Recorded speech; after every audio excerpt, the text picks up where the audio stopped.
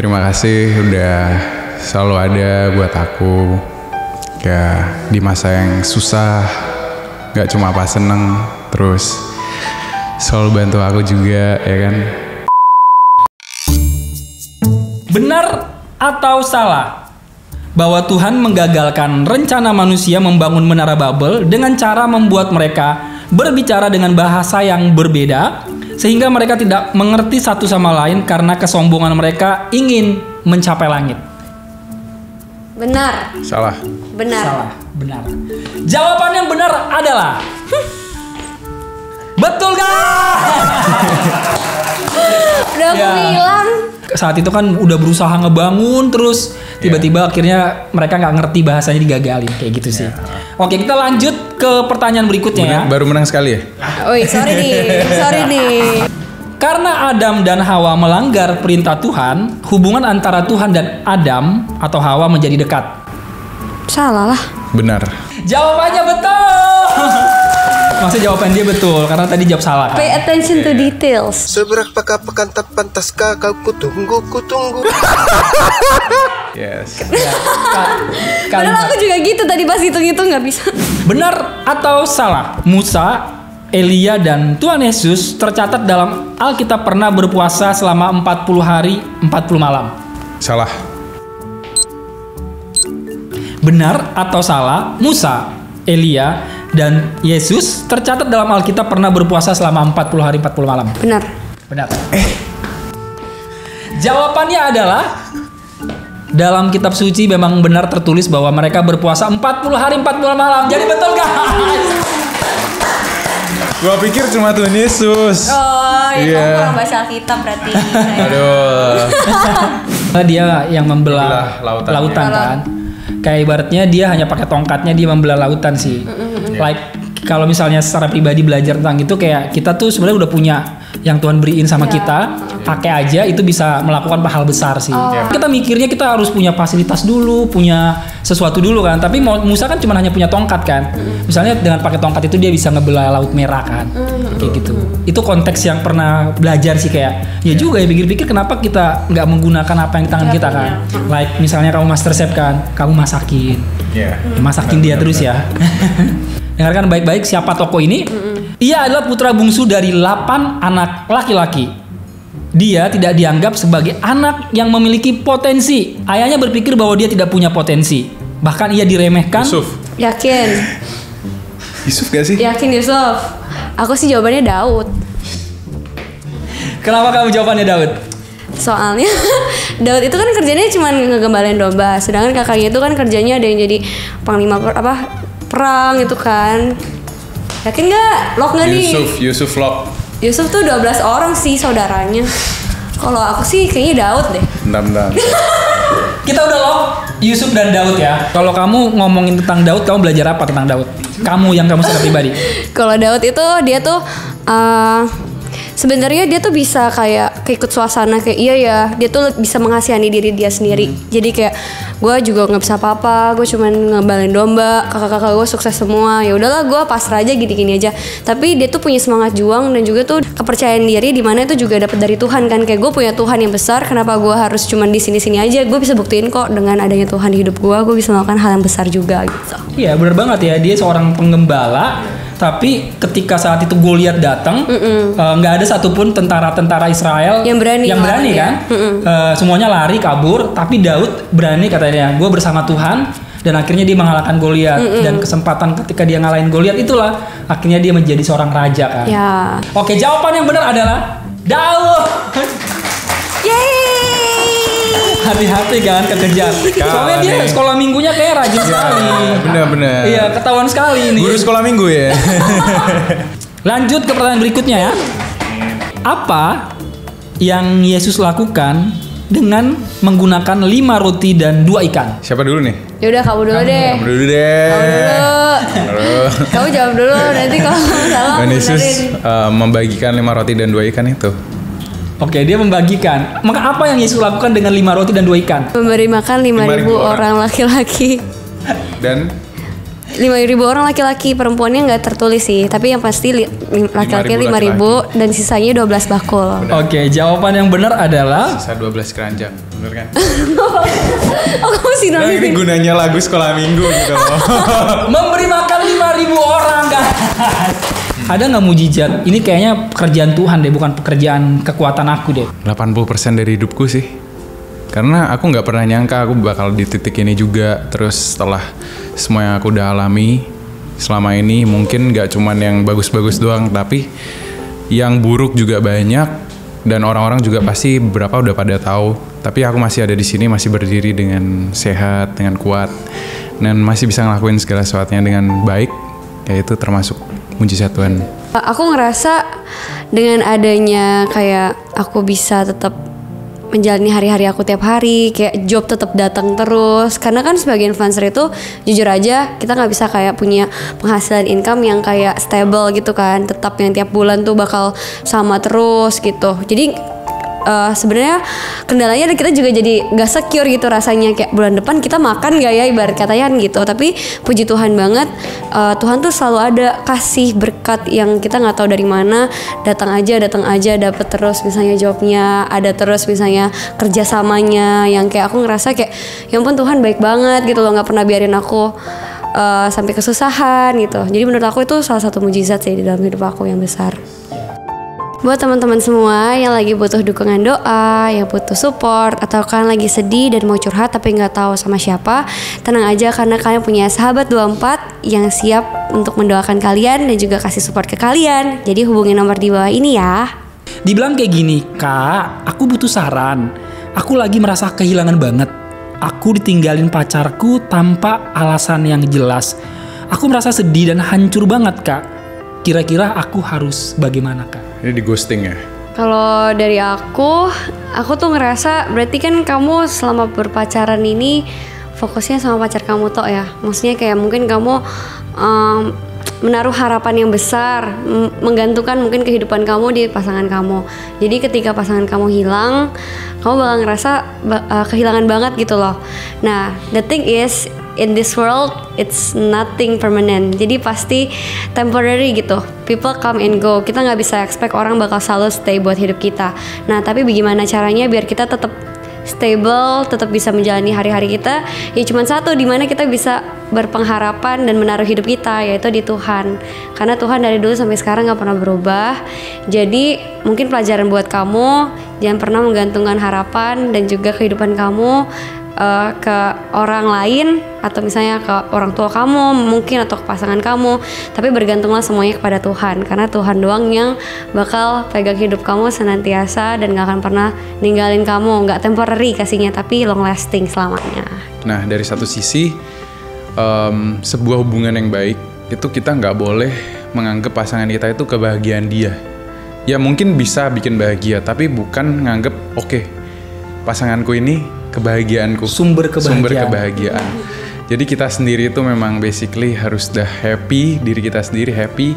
Terus ketemu orang yang juga udah happy dengan dirinya, bukan orang yang sad, yang kita harus mengisi kesedihan dia biar dia happy. Jadi kita sama-sama happy, kita berpasangan, kita bertumbuh bareng, berkembang bareng. Jangan menggantungkan kebahagiaan kita sama dia, tapi sama Tuhan. Kamu datang sama Tuhan, berdoa sama Tuhan, minta sama Tuhan, dekat sama Tuhan. Karena hanya dengan kamu dekat sama Tuhan, Tuhan tuh akan ngasih kamu kayak kasihnya gitu kan. Sehingga kamu gak perlu mengharapkan kasih dari orang lain. Ya. Buat kalian semuanya yang mungkin saat ini juga masih menyimpan yang namanya sakit hati, masih luka, kayaknya gak tahu cerita sama siapa gitu kan. Daripada kalian pendam sendiri, daripada kalian merasa kayak aduh Tuhan aku mau cerita sama siapa ya. Nah ini waktu yang tepat, kalian hubungi nomor-nomor di bawah ini. Karena ya program ini Sahabat 24 secara khusus ada buat kamu. Mereka mau berdoa buat kamu, mau bertumbuh bersama-sama kamu. Jangan menyimpan masalah atau beban kamu sendiri ya. Langsung aja hubungi nomor-nomor di bawah ini. Siapakah dia? Dia adalah sosok yang menerima tugas yang sangat berat. Dia bahkan rela berkorban meski harus disiksa dan direndahkan oleh orang lain. Bareng-bareng jawabnya ya. Tuhan Yesus. Dia bahkan rela mati untuk menebus dosa manusia.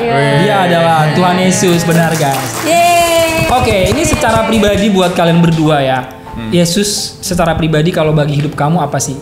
Wah, aku udah gak bisa berkata-kata. Tuhan Yesus tuh udah kayak papa, udah kayak Tuhan juga, pemberi rezeki, pemberi ketenangan, damai sejahtera, hidup. Pokoknya semuanya deh yang kayak aku tuh gak bisa gitu kalau harus sampai menduakan Tuhan gitu. Kayak gak deh, jangan sampai gitu. Jadi aku kayak benar-benar mengagungkan, kayak berterima kasih. Bahkan kayak aku suka ngerasa tuh kayak dalam hal-hal kecil gitu, aku ngerasa tuh Tuhan Yesus tuh bekerja dalam berbagai hal dalam hidup aku. Termasuk dalam hal misalnya aku lagi sedih, aku lagi kekurangan, atau misalnya aku lagi ngerasain patah hati juga. Aku tuh kayak suka yang kayak berkeluh kesah sama Tuhan gitu. Terus aku diberi ketenangan. Nanti sudah saya berdoa, saya kayak renungan, diberi ketenangan. Terus ya udah aku bisa lagi menjalani hari-hari dengan baik. Bahkan aku dipanggil Super Youth hari ini juga kan kayak berkat dari Tuhan juga kan, bisa ngobrol sama teman-teman semuanya, sama kakak lagi. Terus ngobrol sama Victor juga gitu kan. Harusnya sebut yang dong ya.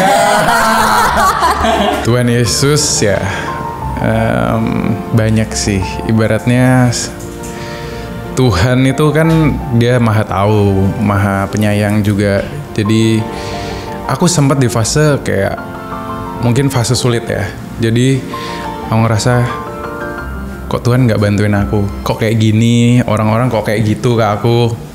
Terus aku datang ke gereja, khotbahnya itu langsung kayak ngasih tahu aku, oh kamu tuh kayak gini. Dari khotbahnya itu, oh kamu kayak gini tuh karena memang ya Tuhan pengen ngajarin aku ini gitu loh. Tanpa disadari dia seperti orang tua yang pengen aku belajar jadi anak yang kuat gitu. Lengkapilah ayat berikut ini. Kita ambil dari Matius 7 ayat 7. Titik-titik, maka akan diberikan kepadamu. Carilah, maka kamu akan mendapat. Ketoklah, maka pintu akan dibukakan. Mintalah, maka akan diberikan kepadamu. Carilah, maka kamu akan mendapat. Ketoklah, maka pintu akan dibuka. Jadi jawaban yang benar adalah mintalah. Aku pur. Ada nggak Bible atau ayat yang benar-benar kayak secara pribadi kayak itu nguatin kamu? Yeremia 29 ayat 11. Sebab aku ini mengetahui rancangan-rancangan apa yang padaku mengenai kamu, demikianlah firman Tuhan, yaitu rancangan damai sejahtera dan bukan rancangan kecelakaan, untuk memberikan kepadamu hari depan yang penuh harapan. Ayat ini buat hidup aku tuh pegangan kalau janji ini tuh ibarat kata tuh janji Tuhan buat aku. Aku dijanjikan kalau hidup aku ini penuh dengan harapan, walaupun mungkin kelihatannya kondisi yang sebenarnya yang memang aku alami tuh kelihatannya tuh hopeless, kayak nggak mungkin bakal terjadi dengan keadaan misalnya perekonomian keluarga, dengan keadaan keluarga yang mungkin nggak sempurna, dengan keadaan yang mungkin banyak teman-teman yang nggak baik gitu misalnya ya. Tapi dari ayat ini aku belajar kalau itu mungkin salah satu rancangan Tuhan untuk menjadikan aku pribadi yang lebih berkualitas lagi ke depannya, dengan pribadi yang penuh harapan gitu di suatu masa depan nanti gitu menurutku. Kita sebagai manusia ya boleh realistis, kita merencanakan sesuatu yang baik dan lain-lain, tapi kita harus percaya kalau rencana Tuhan yang paling baik. Allah yang setia, Bapa yang mulia, kasih-Mu besar, Tuhan Kau pulihkan hidupku. Aku Nyanyiin. dengan apa akan ku balas segala kebaikanmu. Suaranya bagus banget.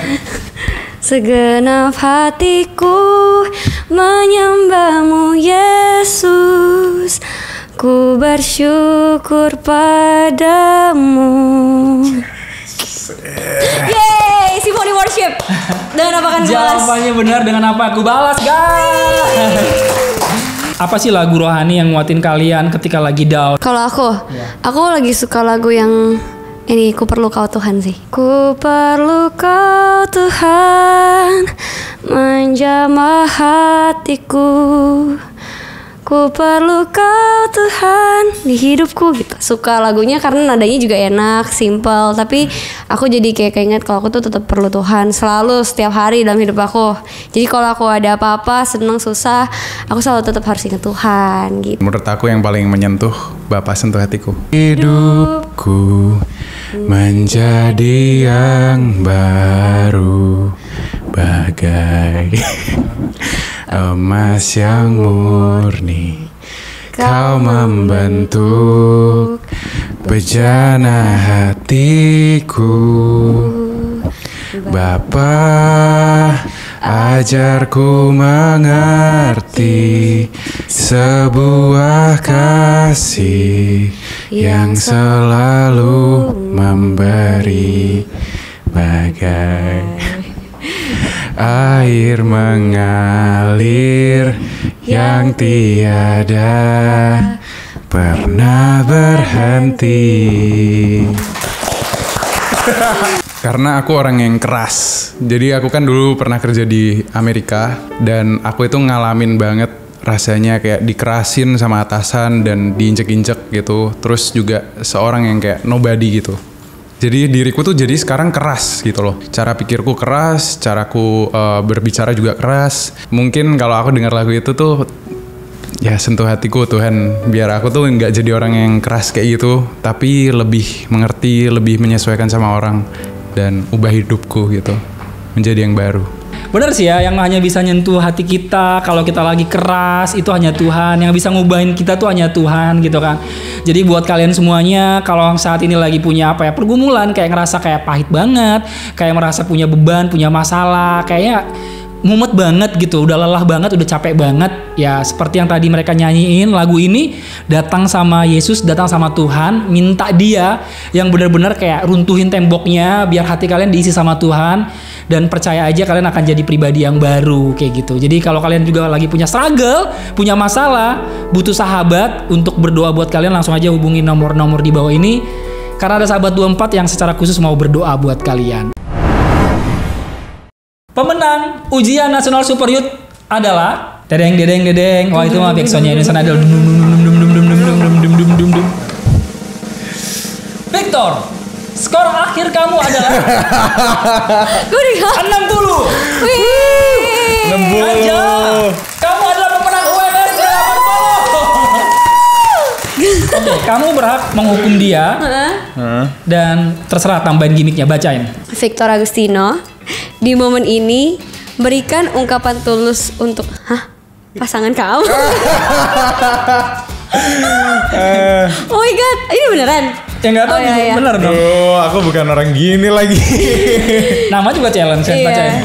Di momen ini berikan ungkapan tulus untuk pasangan kamu, pujian untuk pasangan kamu.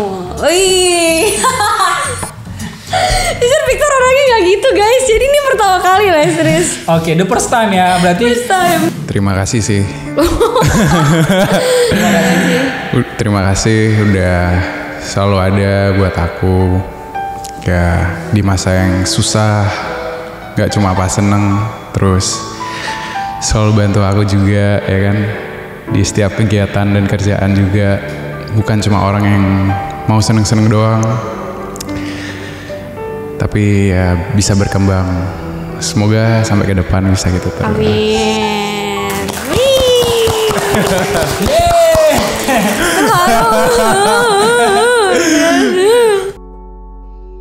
Buat teman-teman semua yang lagi butuh dukungan doa, yang butuh support, atau kalian lagi sedih dan mau curhat tapi nggak tahu sama siapa, tenang aja karena kalian punya sahabat 24 yang siap untuk mendoakan kalian dan juga kasih support ke kalian. Jadi hubungi nomor di bawah ini ya. Nah, buat kalian semua juga yang misalnya ketinggalan tadi kita ngobrol-ngobrol dan seru-seruan bareng, kalian bisa langsung cek sosmednya Super Youth di bawah ini.